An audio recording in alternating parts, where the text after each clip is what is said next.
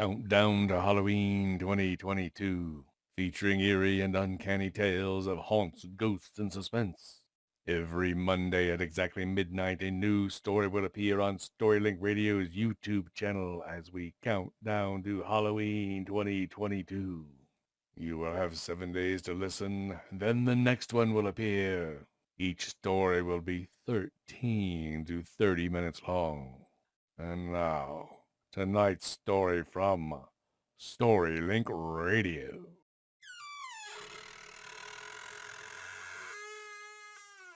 The Death of Halpin Frayser by Ambrose Bierce. For by death is wrought greater change than hath been shown, whereas in general the spirit that removed cometh back upon occasion, and is sometimes seen of those in flesh, and appearing in the form of the body it bore. Yet it hath happened that the veritable body without the spirit hath walked, and it is attested of those encountering who have lived to speak thereon, that a lich so raised up hath no natural affection, nor remembrance thereof, but only hate. Also it is known that some spirits which in life were benign become by death evil altogether. One dark night in midsummer, a man waking from a dreamless sleep in a forest lifted his head from the earth, and staring a few moments into the blackness said, "Catherine Leroux." He said nothing more. No reason was known to him why he should have said so much. This man was Halpin Frayser. He lived in St. Helena, but where he lives now is uncertain, for he is dead. One who practices sleeping in the woods with nothing under him but the dry leaves and the damp earth, and nothing over him but the branches from which the leaves have fallen and the sky from which the earth has fallen, cannot hope for great longevity, can they? And Frayser had already attained the age of 32. Now, there are persons in this world, millions of persons, far and away the best persons, who regard 32 years as a very advanced age. They are the children. To those who view the voyage of life from the part of departure, the bark that has accomplished any considerable distance from shore appears already in close approach to the farther shore.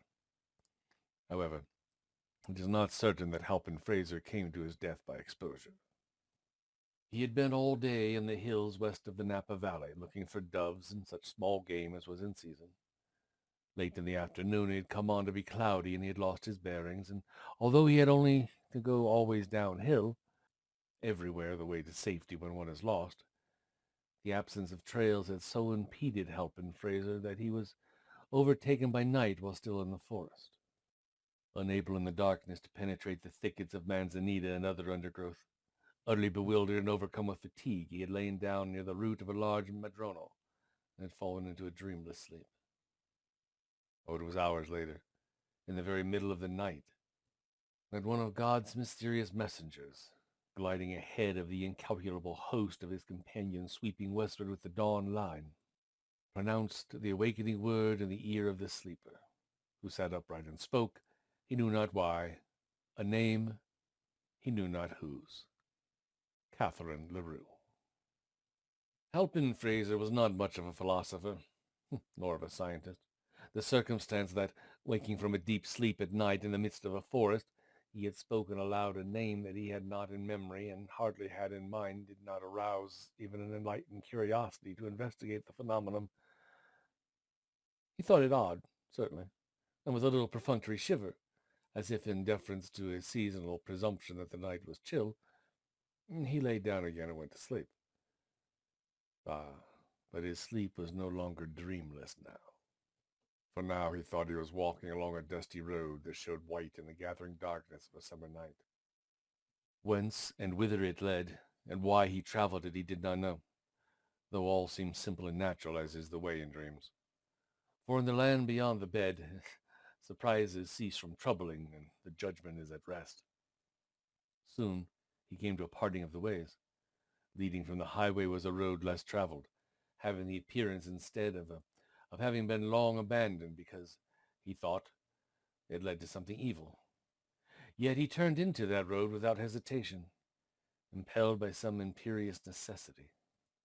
And as he pressed forward, he became conscious that his way was haunted by invisible existences whom he could not definitely figure to his mind. From among the trees on either side he caught broken and incoherent whispers in a strange tongue which yet he partly understood. They seemed to him fragmentary utterances of a monstrous conspiracy against his body and soul. It was now long after nightfall, yet the interminable forest through which he journeyed was lit with a wan glimmer having no point of diffusion, for in its mysterious illumination nothing cast a shadow. A shallow pool in the gutter depression of an old wheel rut, as from a recent rain, met his eye with a crimson gleam. He stooped and plunged his hand into it. It stained his fingers. It was blood. Blood, he then observed, was about him everywhere. The weeds growing rankly by the roadside showed it in blots and splashes on their big broad leaves. Patches of dry dust between the wheelways were pitted and spattered as with a red rain. Defiling the trunks of the trees were broad maculations of crimson, and blood dripped like dew from their foliage. All this Halpin Frayser observed with a terror which seemed not incompatible with the fulfillment of a natural expectation. It seemed to him that it was all in expiation of some crime. Though conscious of his guilt, he could not rightly remember. To the menaces and mysteries of his surroundings, the consciousness was an added horror. Vainly he sought, by tracing life backward in memory, to reproduce the moment of his sin. Scenes and incidents came crowding tumultuously into his mind, one picture facing another, or commingling with it in confusion and obscurity, but nowhere could he catch a glimpse of what he sought. That failure augmented his terror. He felt as one who has murdered in the dark, not knowing whom nor why. So frightful was the situation. The mysterious light burned with so silent and awful a menace. The noxious plants, the trees that by common consent are invested with a melancholy or baleful character, so openly in his sight conspired against his peace. From overhead and all about came so audible and startling whispers and the sighs of creatures so obviously not of earth, that he could endure it no longer. With a great effort to break some malign spell that bound his faculties to silence and inaction, he shouted with the full strength of his lungs. His voice, broken, it seemed, into an infinite multitude of unfamiliar sounds, went babbling and stammering away into the distant reaches of that forest, died into silence, and all was as before. But now at least he had made a beginning at resistance and was encouraged, and he said aloud, "I will not submit unheard. There may be powers that are not malignant traveling this accursed road. I shall leave them a record and an appeal. I shall relate my wrongs, the persecutions that I endure. I, a helpless mortal, a penitent, and an unoffending poet." Now Halpin Frayser was a poet only as he was a penitent in his dream. Taking from his clothing a small red leather pocketbook, one half of which was relieved for memoranda, he discovered that he was without a pencil. And so he broke a twig from a bush. He dipped it into a pool of blood and wrote rapidly. He had hardly touched the paper with the point of his twig when a low, wild peal of laughter broke out at a measureless distance away, and growing ever louder seemed approaching ever nearer, a soulless, heartless, and unjoyous laugh, like that of the loon solitary by the lakeside at midnight, a laugh which culminated in an unearthly shout close at hand, then died away by slow gradations, as if the accursed being that uttered it had withdrawn over the verge of the world whence it had come.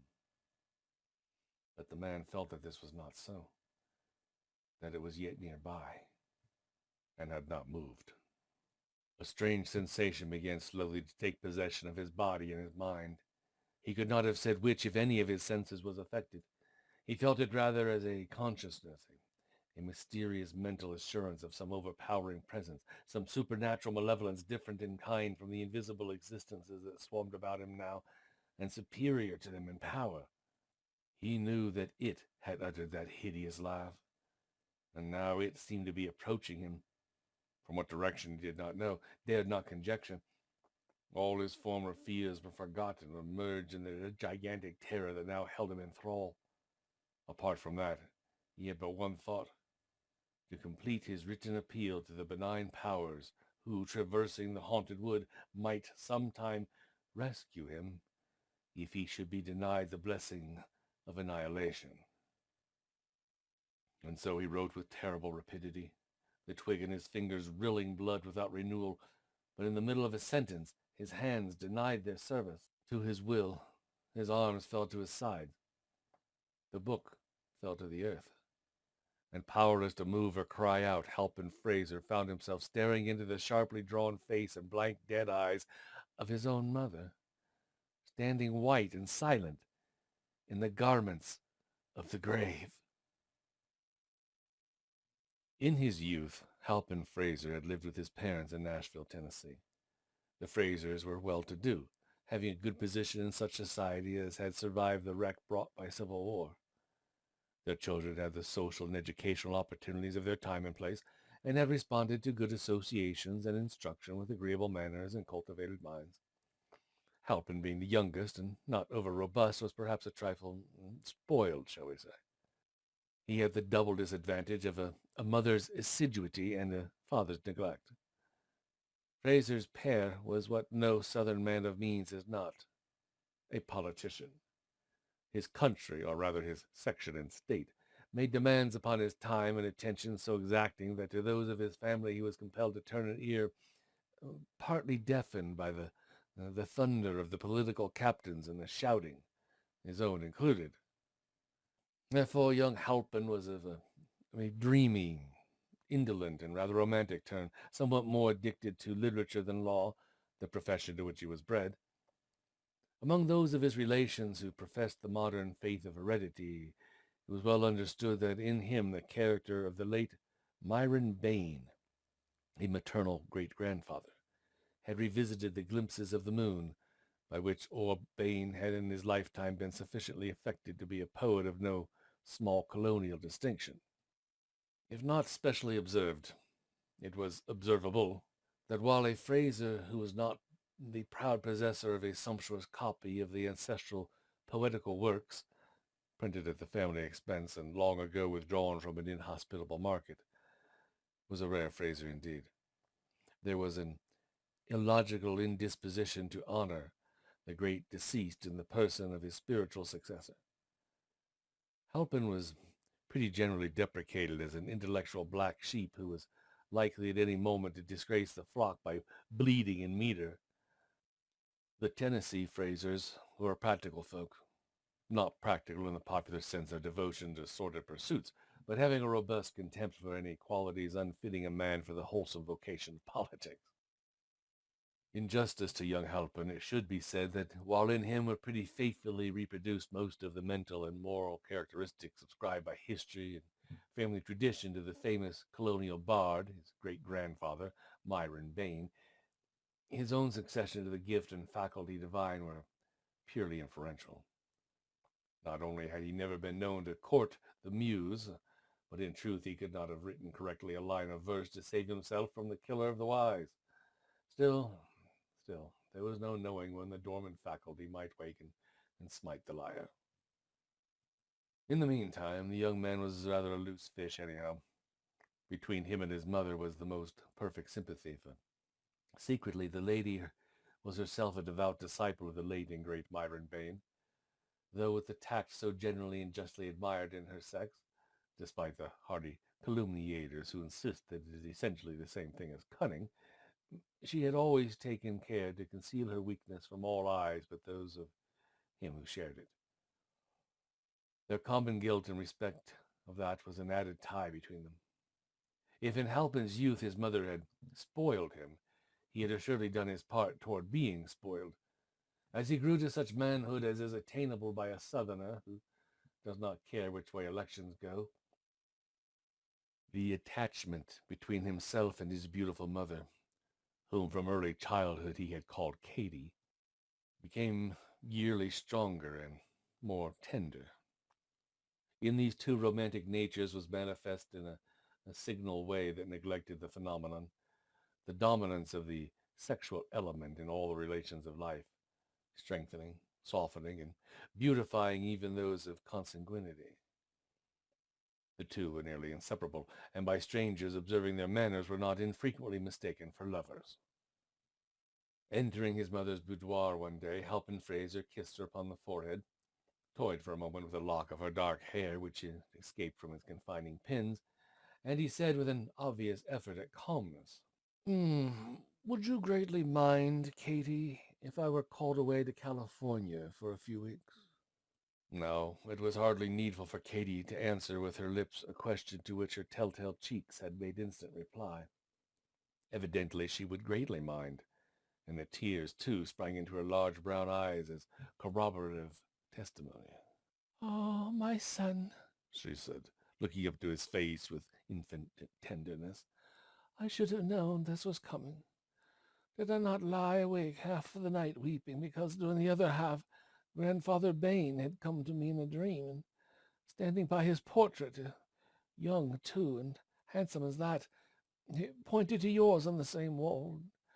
When I looked, it seemed that I could not see the features. You'd been painted with a face cloth, such as we put upon the dead. Your father has laughed at me, but you and I, yes, you and I, dear, we know that such things are not for nothing. And I saw below the edge of the cloth the marks of hands upon your throat. Forgive me, but we have not been used to keeping such things from each other. Perhaps, my dear, you have another interpretation. Perhaps it does not mean that you will go to California. Or maybe you will take me with you?" Now it must be confessed that this ingenious interpretation of the dream in the light of newly discovered evidence did not wholly commend itself to the son's more logical mind. He had, for the moment at least, a conviction that it foreshadowed a more simple and immediate, if less tragic, disaster than a visit to the Pacific coast. It was Halpin Frayser's impression that he was to be garroted on his native heath. "After all, are there not medicinal springs in California?" Mrs. Frayser resumed before he had time to give her the true reading of the dream. "Places where one recovers from rheumatism and neuralgia. Look, my fingers feel so stiff, and I am almost sure they've been giving me great pain while I slept." She held out her hands for his inspection. What diagnosis of her case the young man may have thought it best to conceal with a smile the historian is unable to state. But for himself he feels bound to say that fingers looking less stiff and showing fewer evidences of insensible pain have seldom been submitted for medical inspection by even the fairest patient desiring a prescription of unfamiliar scenes.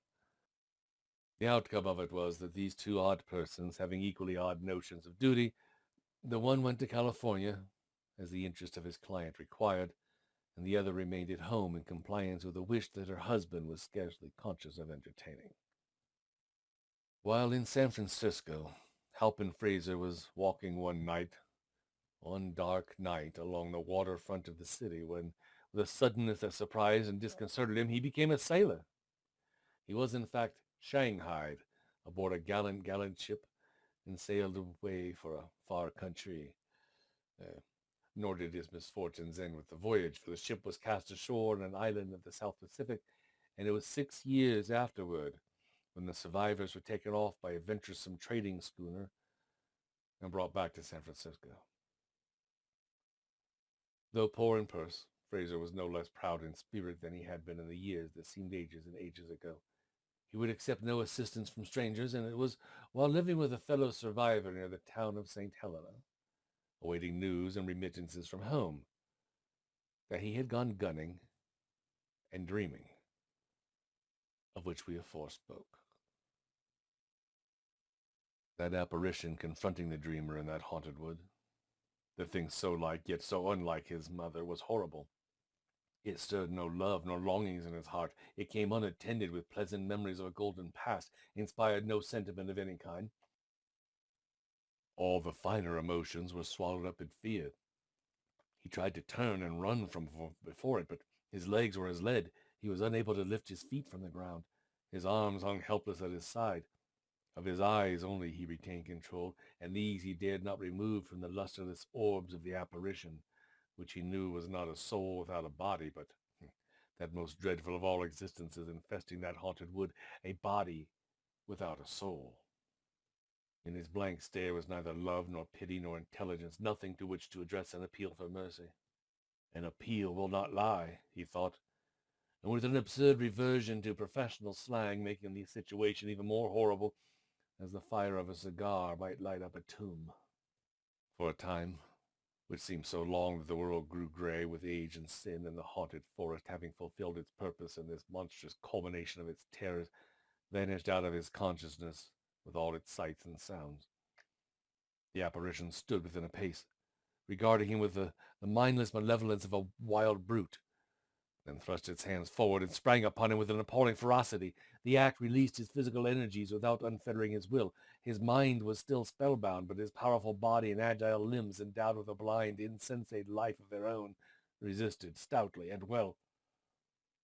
For an instant he seemed to see this unnatural contest between a dead intelligence and a breathing mechanism only as a spectator. Such fancies are in dreams. Then he regained his identity almost as if by a leap forward into his body, and the straining automaton had a directing will as alert and fierce as that of its hideous antagonist. But what mortal can cope with a creature of his dream? The imagination creating the enemy is already vanquished. The combat's result is the combat's cause. Despite his struggles, despite his strength and activity, which seemed wasted in a void, he felt the cold fingers close upon his throat. Borne backward to the earth, he saw above him the dead and drawn face within a hand's breadth of his own, and then all was black. A sound as of the beating of distant drums, a murmur of swarming voices, a sharp, far cry, signing all to silence, and Halpin Frayser dreamed that he was dead. A warm, clear night had been followed by a morning of drenching fog. At about the middle of the afternoon of the preceding day, a little whiff of light vapor, a mere thickening of the atmosphere, the ghost of a cloud, had been observed clinging to the western side of Mount St. Helena, away up along the barren altitudes near the summit. It was so thin, so diaphanous, so like a fancy made visible, that one would have said, "Look quickly, in a moment it will be gone." In a moment, though, it was visibly larger and denser. While with one edge it clung to the mountain, with the other it reached farther and farther out into the air above the lower slopes. At the same time it extended itself to the north and south, joining small patches of mist that appeared to come out of the mountainside on exactly the same level, with an intelligent design to be absorbed. And so it grew and grew until the summit was shut out of view from the valley, and over the valley itself was an overextending canopy, opaque and gray. At Calistoga, which lies near the head of the valley and the foot of the mountain, there were a starless night and a sunless morning. The fog, sinking into the valley, had reached southward, swallowing up ranch after ranch, until it had blotted out the town of St. Helena 9 miles away. The dust in the road was laid. Trees were adrip with moisture. Birds sat silent in their coverts. The morning light was wan and ghastly, with neither cover nor fire. And 2 men left the town of St. Helena at the first glimmer of dawn, and they walked along the road northward up the valley toward Calistoga. They carried guns on their shoulders, yet no one having knowledge of such matters could have mistaken them for hunters of bird or beast. They were a deputy sheriff from Napa and a detective from San Francisco, Holker and Geraldson, respectively. Their business was man-hunting. "How far is it?" inquired Holker as they strode along, their feet stirring the white dust beneath the damp surface of the road. "The White Church? Only a half-mile farther," the other answered. "By the way," he added, "it is neither white nor a church. It is an abandoned schoolhouse, gray with age and neglect. Religious services were once held in it, when it was white, and there's a graveyard that would delight a poet. Can you guess why I sent for you and told you to come on?" "Oh, I never have bothered you about things of that kind. I always found you communicative when the time came, but if I may hazard a guess, you want me to help you arrest one of the corpses in the graveyard." "You remember Branscombe?" said Jarlson, treating his companion's wit with the inattention that it deserved. "What, the chap who cut his wife's throat? I ought. I wasted a week's work on him, and I had my expenses for my trouble. There's a reward of $500, but none of us ever got a sight of him. Now, you don't mean to say, yes, I do. He's been under the noses of you fellows all the time. He comes by night to the old graveyard at the White Church. The devil. That's where they buried his wife. Well, you fellows might have had sense enough to suspect he'd returned to her grave sometime. Well, the very last place that anyone would have expected him to return to.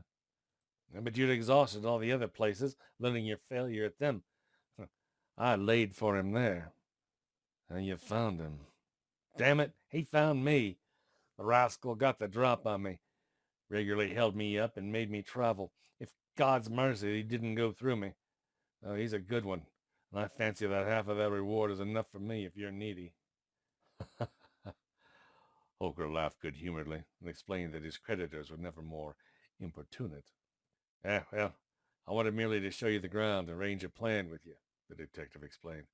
I thought it as well for us to be armed, even in daylight. The man must be insane, said the deputy sheriff.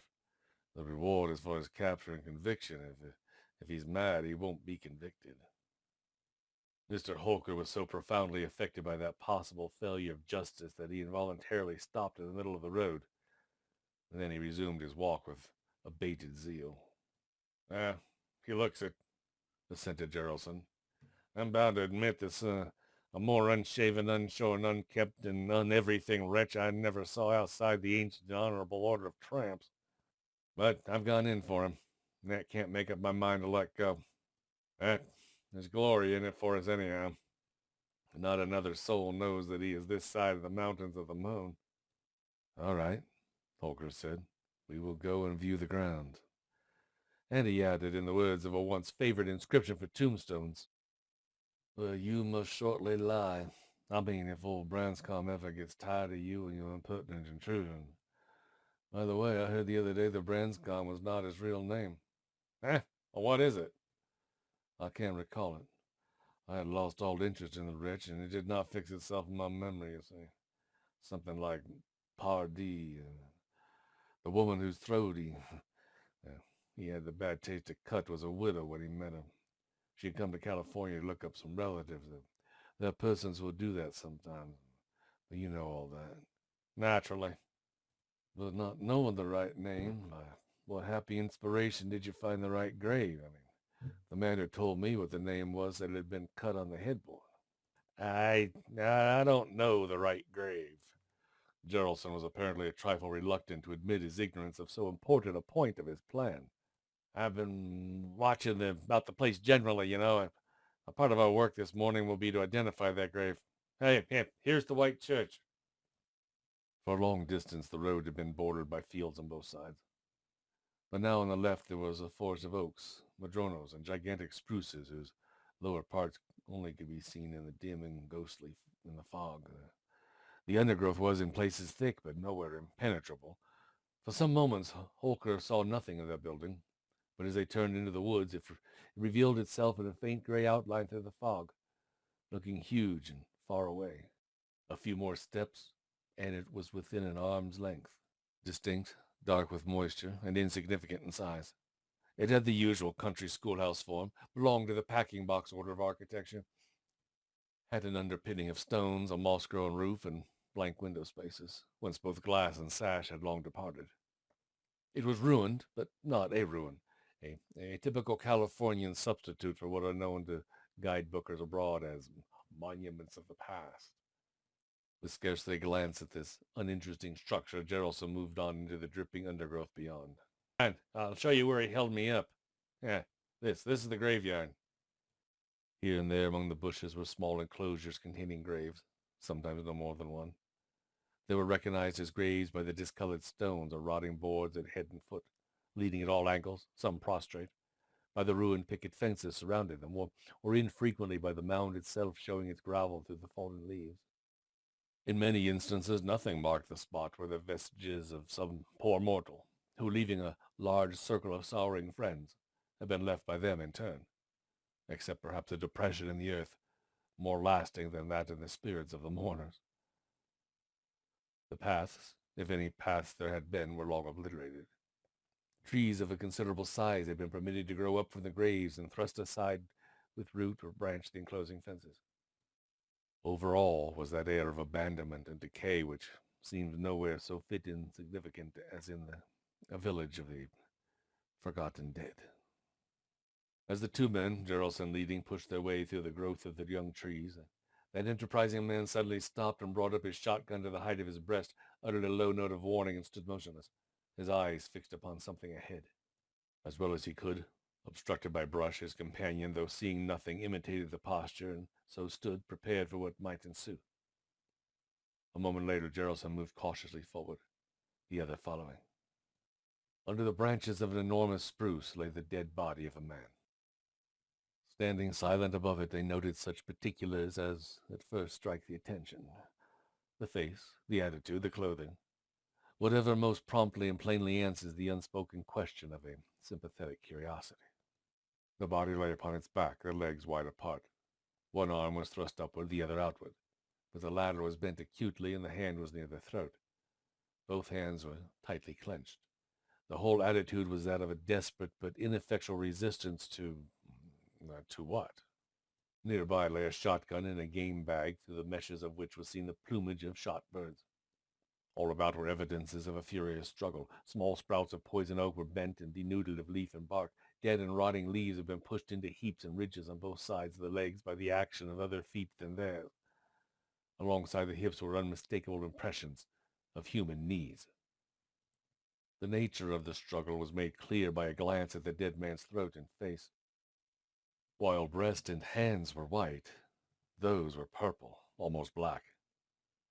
The shoulders lay upon a low mound, and the head was turned back at an angle otherwise impossible, the expanded eyes staring blankly backward in a direction opposite to that of the feet. From the froth filling the open mouth, the tongue protruded, black and swollen.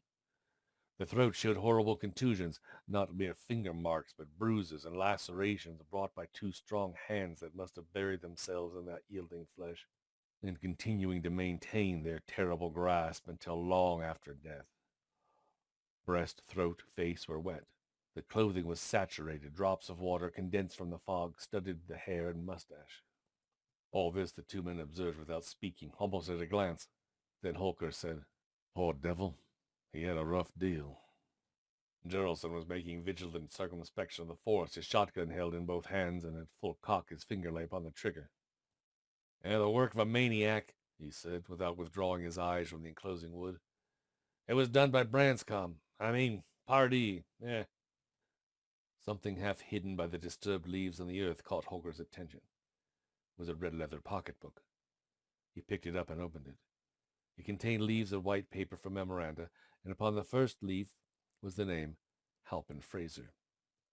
Written in red on several succeeding leaves, scrawled as if in haste and barely legible, were the following lines, which Holker read aloud, while his companion continued scanning the dim gray confines of their narrow world and hearing matter of apprehension in the drip of water from every burdened branch. "Enthralled by some mysterious spell I stood in the lit gloom of an enchanted wood. The cypress there and myrtle twined their boughs, significant in baleful brotherhood. The brooding willow whispered to the yew, beneath the deadly nightshade and the rue, with immortelles self-woven into strange funereal shapes, and horrid nettles grew.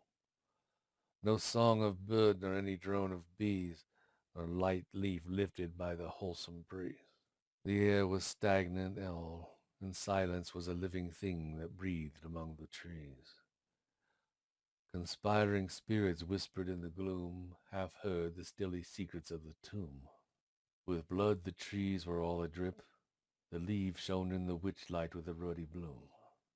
I cried aloud, the spell unbroken still rested upon my spirit and my will. Unsouled, unhearted, hopeless and forlorn, I strove with monstrous presages of ill. At last the viewless... And here Holker ceased reading. There was no more to read. The manuscript broke off in the middle of a line. "Yeah, that sounds like Bane," said Jarelson, who was something of a scholar in his way. He had abated his vigilance and stood looking down at the body. "Who's Bane?" Holker asked rather incuriously. Yeah, Myron Bain, a chap who flourished in the early ages of the nation more than a century ago.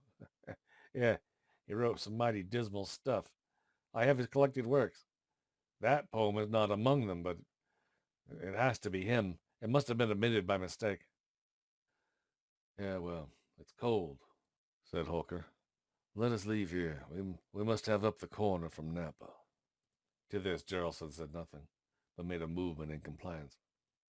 Passing the end of the slight elevation of earth upon which the dead man's head and shoulders lay, his foot struck some hard substance under the rotting forest leaves, and he took the trouble to kick it into view. It was a fallen headboard, and painted upon it were the hardly decipherable words, Catherine LaRue. LaRue! LaRue! Exclaimed Holker with sudden animation. Why, that's the real name of Branscombe, not Pardee. And bless my soul, how it all comes back to me. The murdered woman's name had been Frayser. Ah, there's some rascally mystery here, said Detective Jarlson. I hate that kind of thing. There came to them out of the fog, seemingly from a great distance, the sound of a laugh.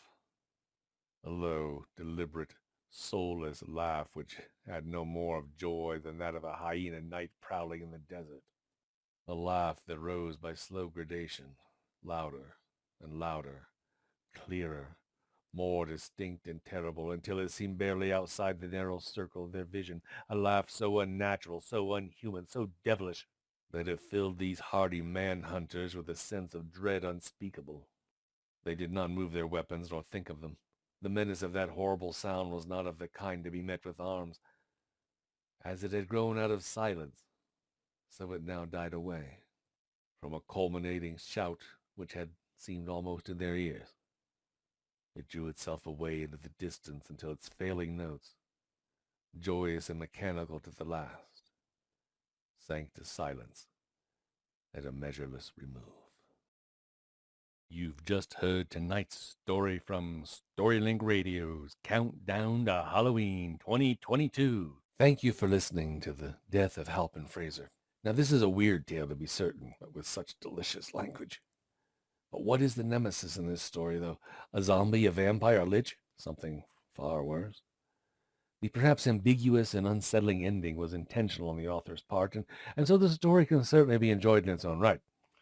If you'd like to read an analysis and a discussion of this story, though, a link appears on screen. Again, thank you for listening. Catch you next time.